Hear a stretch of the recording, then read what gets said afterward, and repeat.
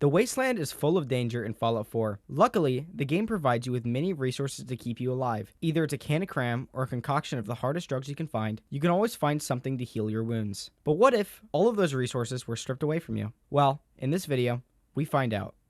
Can I beat Fallout 4 without healing? To start off, I decided to make my character.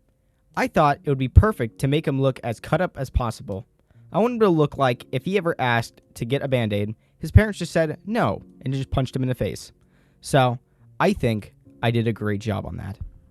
So first things first, I decided to start drinking straight out of the tap for all the microplastics that were in the water.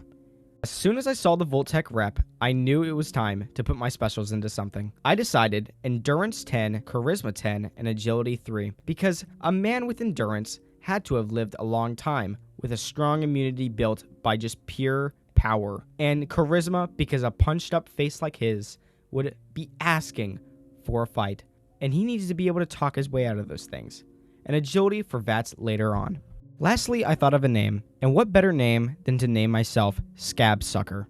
I took a small break just to tickle Sean, and then I ran to the vault, which hopefully left my wife behind. Sadly, it did not. I became a popsicle, and then I witnessed my wife get shot again. And then I beat up a rad roach, which was pretty fun. After a close call and a hit on me, I realized this challenge was going to be a little bit harder than I actually thought it was. I grabbed my Pip-Boy, and then immediately set off outside of the vault. Here, as seeing the blinding lights, I wondered to myself if the UV light would hurt my skin. I ignored Codsworth and beelined it straight to Concord, where I could talk to Preston Garvey and his gang. While being unconventional, dogs are known to heal with their tongues, so I grabbed dog meat first. Then, outside of the Museum of Freedom, I decided to help Preston Garvey out with his raider problem. I made quick work of the ones inside too. Next, I went downstairs and grabbed the fusion core before Sturgis could get on to me about it. Once I grabbed the fusion core, I went to talk to Preston Garvey about it, and then I immediately went outside to retrieve my power armor, which will be very handy in the future. I made quick work of the raiders outside, and so did the Deathclaw, who went down in a blaze of glory. After saving Preston, he immediately started giving me quests, and the first one was to talk to the settlers at Ten Pines Bluff. I started heading over there as soon as I could. After making it to Ten Pines Bluff, I found out that both of them were asleep, so I took a moment to watch them as they did, until one of them woke up and I had to talk to them. They discussed to me that they needed raiders to be killed, so I did the normal thing and headed straight to do it. I found out that ghouls hate dogs, and then I placed a really good grenade that killed Jared almost immediately. I talked to Preston and he gave me 2 more grueling missions, which I completed the first one with ease and the second one with only a minor bit of damage done to me. This moment of time, I found out my first ever problem in the playthrough. Whenever I gained a level, I would also gain health, and that was a problem, so I spent 30 minutes looking it up just to find nothing on Google. So, throughout this playthrough, you will see me taking dips and radiation baths for no reason. And at the very end of this thing, spoiler alert, I will have a lot of rads. And it might get a little tricky. This here is how I'm going to be balancing the mechanic of me gaining health as I level up. I took a great shot and hit a super mutant, which gave me a missile launcher with 9 missiles, which will be very handy later on. After a long and damaging trip throughout the city, I took another bath in the ooey gooey water. After picking the most aggressive approach to taking the castle, I started to smash Mirelurks left and right with my laser rifle. After a while, things started going bad and Mirelurks surrounded me and hit me a few times, which was pretty sad. As soon as the Mirelurk Queen came out, I decided to start unloading all of my rockets straight into her. It was chunking her, and it was going great. After a little bit of hiding, I finally shot the last rocket that killed the Mirelurk Queen. I took another bath in radiation in the ooey gooey water, and then celebrated with Preston by making him a podcast channel. And it was clear that his guest was from a different realm because he was sitting on thin air. Me and Piper swindled our way into Diamond City.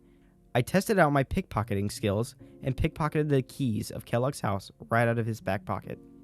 I robbed Ellie right out of her money to save Nick. I angered Swan because I love the way that he waddles, and then I walked straight into the hardest challenge I will face yet. I had to load a quick save like 10 times because of how much damage I was taking on this one room, and even in the next.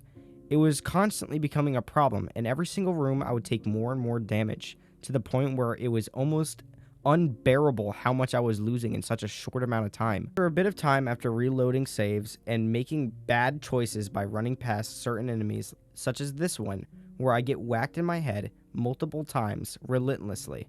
After more and more suffering, I finally painted Dino's blood on the wall, opened the door, and tried to talk to Nick.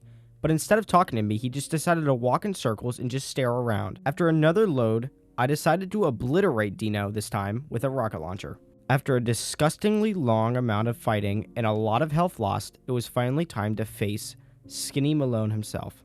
I gave little time for them to monologue, and I decided to take a dress that I thought I looked very cute in. After searching Kellogg's house, I decided to let Dogmeat sniff the cigarette, although I was not going to use him at all. Me and Nick got jumped by a pack of puppies, which I just left Nick to deal with by himself for the most part. I went the wrong way for at least 15 minutes before finding out where the actual direction was. The sense inside of Fort Hagen turned out to be a force to be reckoned with after they took out a huge chunk of my health. In one of the side rooms, I decided to grab the Fat Man and also the automatic laser rifle, which became one of my most prominent weapons throughout the playthrough. I immediately let Kellogg see the sun that I never had. After the dust settled, I stripped Kellogg of everything he had, even his clothes. I then managed my amazing build. Then the Age of Dark came, and my screen was black, and so was my recording for the next 15 minutes. Once my screen saw light again, I killed an Alpha Deathclaw that was stuck in a wall, bought a hazmat suit, and then continued down to the glowing sea. On my trip, I was intimidated by a Deathclaw, chased by a Rad Scorpion, immediately made this woman snitch. But sadly, things all come to an end because I was murdered by a Stingwing that would not give up. I intimidated Virgil by stressing him out. After fighting the gunners for so long to get to the courser, I got really bored, so I beelined it straight into the elevator and I took a bit of damage from it. I got tired of the senseless murder, so I decided to murder the courser myself. I grabbed the platinum chip and went to have it analyzed. Dr. Amari was absolutely no help, so I went on to find the railroad myself. After a few run-ins with super mutants and ghouls, I was almost 1 HP. Although this did not discourage me, I put in the top secret code the railroad had made that is also railroad, and pressed forward. After discovering that the railroad is a bunch of smooth-brained people, I still asked them to decode my courser chip. After that was done, I quickly got out of there as fast as I could to go back to Virgil. Virgil then gave me the schematics to build a teleporter to get into the Institute. With the schematics came a choice. Either the Brotherhood, Minutemen, or the Railroad would help you build a teleporter. Naturally, I chose the Minutemen because I already started on their questline. In order to build the actual teleporter, you need a few parts, a biometric scanner and a military-grade circuit board. I had neither of those, so I had to fight gunners for a long time. After getting harassed for several minutes after fighting these gunners, I finally decided just to throw grenades through a window, and it worked. First time. So I then went to grab the circuit board. Next was the biometric scanner, which, as the video plays, was terrible. Multiple times. Super mutants, 1 HP, does not mix well. I eventually did get the biometric scanner though, and I celebrated heavily after this. I got the teleport built, and Sturgis immediately got to work to send me straight to the Institute. Once there, I got disgusted on how clean it was. After finding my son, I realized whoever took my son must have been giving him vaccines and other healthy products. I could not let this stand, so I obliterated the man that walked out the door. After killing the old man, I expected backlash from all the people around him, but no one seemed to care that I murdered him. I talked to Preston, and he basically told me that I need to do more settlements because I'm a filthy bum. After an hour of grinding, I completed all of the settlement missions I needed to do, and also Ronnie's quest to get the artillery gun, and now I'm finally able to defend the castle from the Institute threat. I traveled back to the castle and talked to Ronnie about the incoming attack.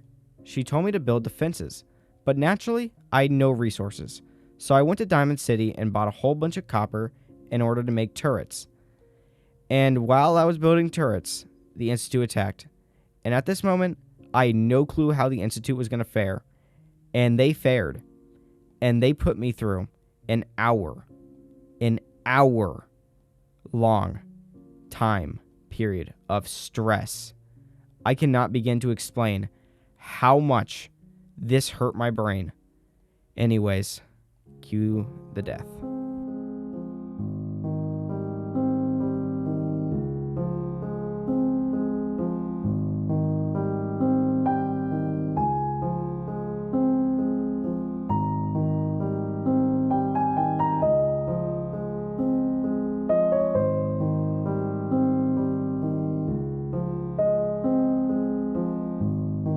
With this final rocket, I finally ended the death train. Oh, that was such a terrible time. After the Battle of the Castle, I came back to the Museum of Freedom to pick up my power armor, because I will be needing it in the upcoming battles. Using the underground sewage tunnels, I make my way through the underground CIT ruins in order to make it into the Institute. Using the Institute terminal, I allow Preston, Garvey, and fellow Minutemen to come and assist me on my siege. During the battle, a synth must have landed a blow right on my noggin because I activated the sentry bot thinking it was going to get easily wiped out by the synths. But no, the synths didn't last a chance. They died immediately, leaving me with a pipe rifle and the Minutemen who wouldn't stop dying. It was terrible. Terrible. After a lot of grenades and a lot of machine gun fire, the sentry bot finally fell. And now it was time to press forward. Once we finally made it inside the Institute, we had to clear out all the synths. And it was a long process, due to me being on low health already, and the Minutemen, once again, dying every second. It wasn't nice and it wasn't pretty, but we got it done. After 10 long minutes of me fighting in the courtyard, I finally was able to make it into Father's office, where of course I got a little carried away with his body. I override the lockdown while also letting everybody in the building escape. After a few long and painful deaths, I finally decided to start using stealth boys and took advantage of the stealth factor. After making fun of the turrets, I died tragically, which I couldn't let that slide. So I pushed all differences aside and just took it all out on electricity, murdered the turrets, destroyed them. All of the legendary synths that I had to fight, all were pretty difficult in a way. More so, they're extremely aggressive, and especially the rocket launcher one, which you'll see in a moment, is just disgusting behavior. Here's a few times where I got just destroyed by the rockets. It was not fun at all in the moment, and it's not fun even watching it. But yeah, I destroyed them right here. It was great. Now it's time to plant the bomb. Now that I got a fusion pulse charge planted, it was time for me to finally leave the Institute for good. I told my son he wasn't mine, and ran for the white light that looked like milk and Camel cigarettes. After a whopping 8 hours of me recording this video, it was extremely fun to make, and I'm so down to make any more of these. In conclusion, I guess, it is 100% possible to beat the game without healing. And once Fallout Script Extender gets fixed, I will most definitely be remaking this without the level up health bonus. I also will not be active for at least a week. So stay tuned and subscribe or something. Thank you.